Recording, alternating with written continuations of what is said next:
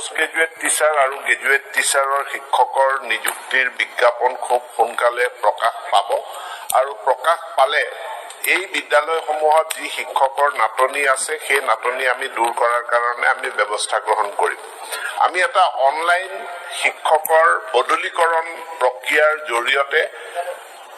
এখন আইনৰ অধীনত যিসকলে 10 বছৰ সম্পূৰ্ণ কৰিছে কোনো এখন জিলাত তেওঁলোকৰ বদলীকৰণ কৰাৰ ব্যৱস্থা কৰি আছো আৰু এটো কৰিবলৈ যাওঁতে আমি দেখিছো যে ধুবুৰী জিলাখনত শিক্ষক ছাত্ৰ ছাত্ৰীৰ অনুপাত আমি যাক পিটিআৰ বুলি কওঁ এই পিটিআৰটো হাইয়েষ্ট অৰ্থাৎ সৰ্বাধিক সংখ্যক ছাত্ৰৰ বিপৰীতে তাতেই একোজন শিক্ষক আছে এতেকে এই বিষয়টো আমি এতিয়া অধ্যয়ন কৰিছো যে কি কাৰণে ধুবুৰী জিলাত শিক্ষকৰ নাটনি আছে না তাৰ কাৰণে পোষ্ট কম আছে নে পোষ্টবিলাক খালি আছে যদি খালি আছে তাৰ কাৰণে পদ পূৰণ কৰাৰ কাৰণে আমি এটাৰ পাছত এটাকে নিযুক্তি প্ৰক্ৰিয়া কৰিয়ে আছো কিন্তু যদি পোষ্টৰে অভাৱ আছে তেনেহলে তাত পোষ্ট ক্ৰিয়েট কৰা বা বেলেগ জিলাৰ পৰা তালৈ পোষ্ট স্থানান্তৰিত কৰাৰ কাৰণেও আমি ব্যৱস্থা গ্ৰহণ কৰিছো আগন্তুক কেইটামান মাহৰ ভিতৰতে আমি ইয়াত ফলাফল লাভ কৰিবৰ কাৰণে আমি সক্ষম হ'ম বিদ্যালয়ৰ আন্তঃগাঁথনি উন্নয়ন কৰাৰ কাৰণেও আমি ব্যৱস্থা গ্ৰহণ কৰিছো সেপ্টেম্বৰ মাহতে বিজ্ঞাপন প্ৰকাশ হ'ব লাগে বাকি যিখিনি আমাৰ খালী পদ আছে কিন্তু দুই এটা কাৰিকৰী কথাৰ কাৰণে এদিন দুদিন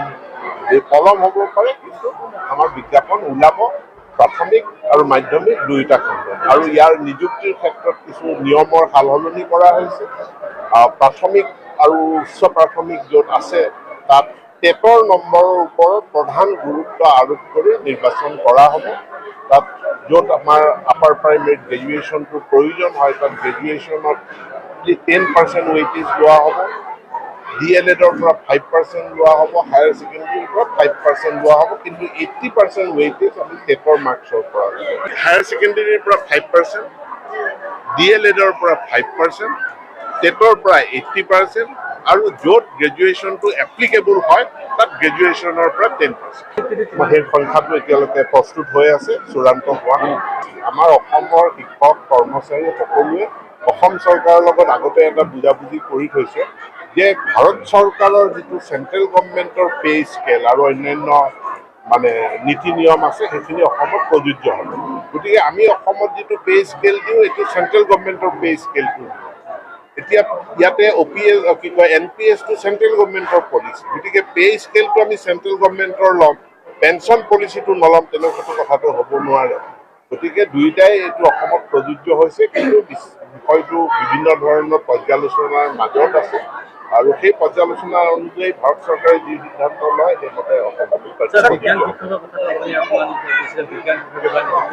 বিজ্ঞান শিক্ষকৰ নিযুক্তিৰ ক্ষেত্ৰত চৰকাৰে সিদ্ধান্ত লৈছে যে তেখেতৰ যি অৰ্হতা আছে অৰ্হতাত গ্ৰেজুৱেশ্যন মেথছটো এটা ছাবজেক্ট হিচাপে থাকিব বিশ্ববিদ্যালয় যদি নাথাকে যদি মেথছটো এটা ছাবজেক্ট হিচাপে গ্ৰেজুৱেশ্যনত নাথাকে তেনেহ'লে হায়াৰ ছেকেণ্ডেৰীত তেওঁ 60% নাম্বাৰ